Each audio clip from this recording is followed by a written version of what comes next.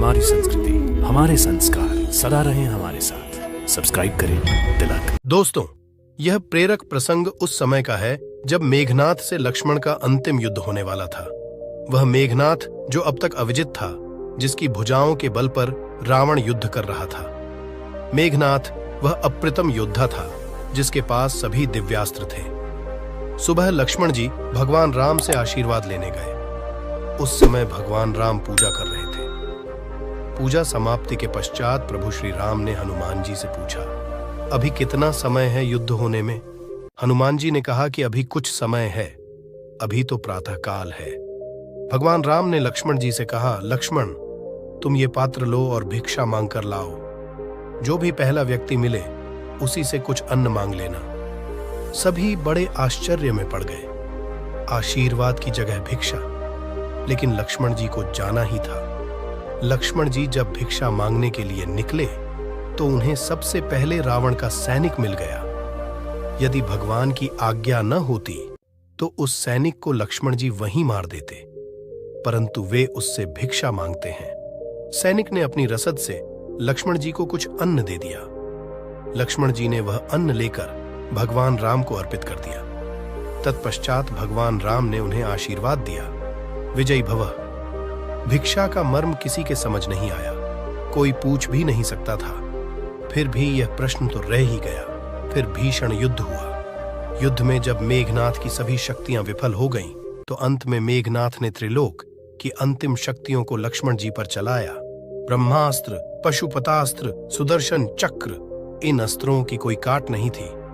लक्ष्मण जी ने सिर झुकाकर इन अस्त्रों को प्रणाम किया। सभी अस्त्र उनको आशीर्वाद देकर वापस चले गए।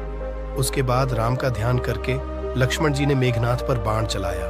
वह हंसने लगा और उसका सिर कटकर जमीन पर गिर गया और उसकी मृत्यु हो गई। उसी दिन संध्याकालीन समय भगवान राम शिव की आराधना कर रहे थे, लेकिन वह प्रश्न तो अब तक रह ही गया था। हनुमान जी से रहा नहीं गया और उन्होंने पूछ लिया, प्रभु, वह भिक्षा का मर्म क्या है? भगवान मुस्कुराने लगे और बोले, मैं लक्ष्मण को जानता था। वह अत्यंत क्रोधी है, लेकिन युद्ध में बहुत ही विनम्रता की आवश्यकता पड़ती है।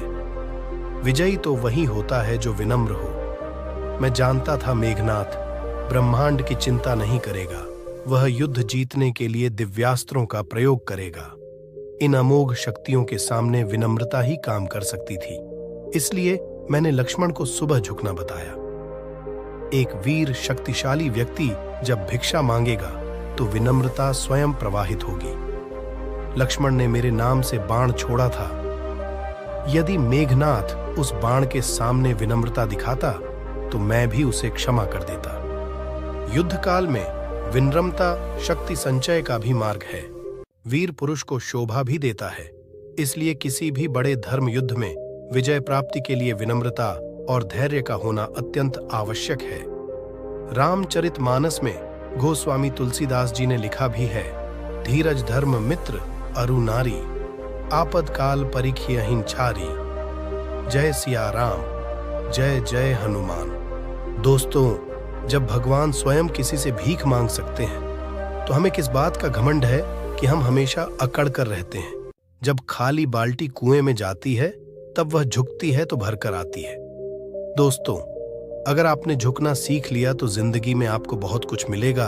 मैं आपको किसी से भीख मांगने की नहीं कह रहा हूं। आप अपने सिर को भगवान के चरणों में झुकाएं। मैं आशा करता हूं कि हमारा यह वीडियो आपको अच्छा लगा होगा। दोस्तों, हमारे इस वीडियो को लाइक और हमारे चैनल को सब्सक्राइब करें। धन्यवाद।